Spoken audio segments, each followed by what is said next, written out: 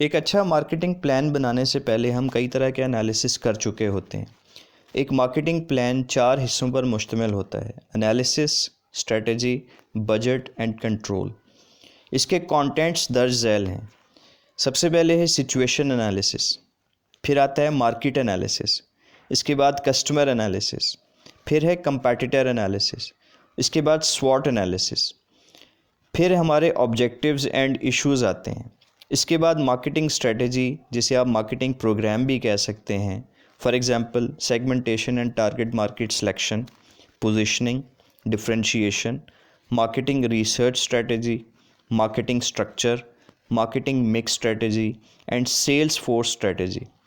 फिर हमारे action plans आएंगे, इसके बाद बजट्स आएंगे और फाइनली आएगा कि इसको हम कैसे कंट्रोल करेंगे और कैसे इसकी एवेल्यूएशन की जाएगी।